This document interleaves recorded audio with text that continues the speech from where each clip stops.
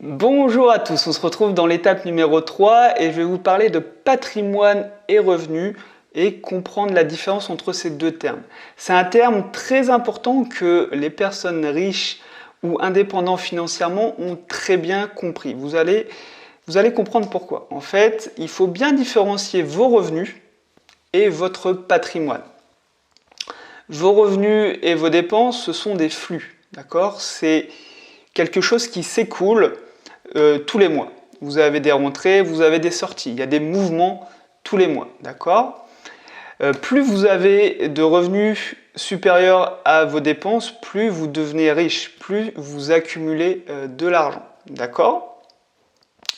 Pourquoi je parle de ça? Parce que les gens ils pensent qu'il faut énormément de revenus, de patrimoine, pardon, pour être indépendant financièrement.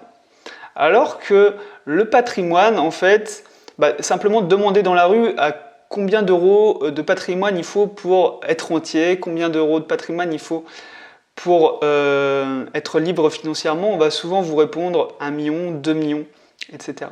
Alors que le patrimoine, on peut le voir comme du stock, d'accord? Et le stock, c'est ce qui va vous rapporter aussi des revenus supplémentaires. Mais plus vos actifs sont importants, plus vous êtes libre financièrement.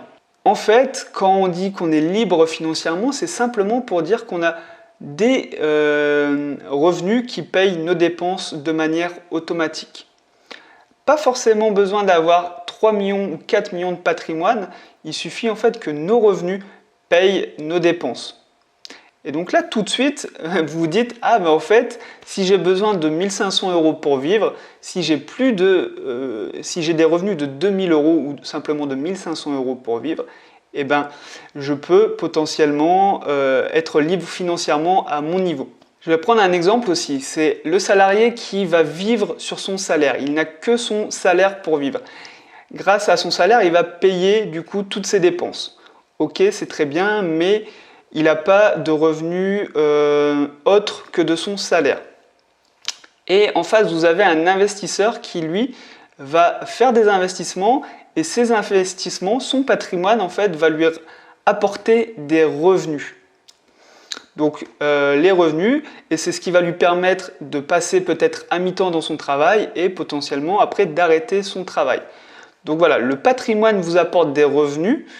Et pour devenir indépendant financièrement, il suffit d'avoir des revenus supérieurs à vos dépenses.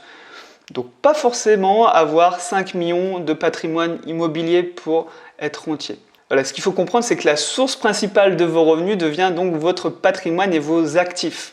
Je le rappelle, les actifs, c'est ce qui met de l'argent dans votre poche tous les mois. Donc de l'immobilier, des prêts à des entreprises, de l'or, pourquoi pas, des dividendes, etc., etc. Je voulais vous informer vraiment sur la différence entre patrimoine et revenus. Et pour nous, en tant qu'investisseurs et en quête d'indépendance financière, il ne va pas vraiment falloir donc avoir un gros patrimoine, mais surtout avoir des revenus supplémentaires qui nous permettront de payer nos dépenses. Donc on peut faire un investissement immobilier par exemple à 50 000 euros. Si vous arrivez à dégager un supplément d'exploitation, donc un cash flow de 200 euros par mois, vous avez un patrimoine de 50 000 euros, mais en plus, vous avez des revenus supplémentaires de 200 euros. Imaginons que vous faites 5 investissements identiques, vous avez plus 1 000 euros de revenus et vous avez 250 000 euros de patrimoine. Voilà, c'était la petite précision que je voulais vous apporter. J'espère que vous avez bien compris que pour vivre, en fait, on utilise les flux, d'accord, les flux d'argent, donc les revenus et les dépenses. Ça, c'est au quotidien. Et le patrimoine, c'est ce qui fait office de stock et c'est ce qui va nous permettre aussi de produire des revenus sans avoir besoin de travailler tous les jours, les revenus passifs. Ok, donc on se retrouve dans la prochaine étape et je vous dis à tout de suite.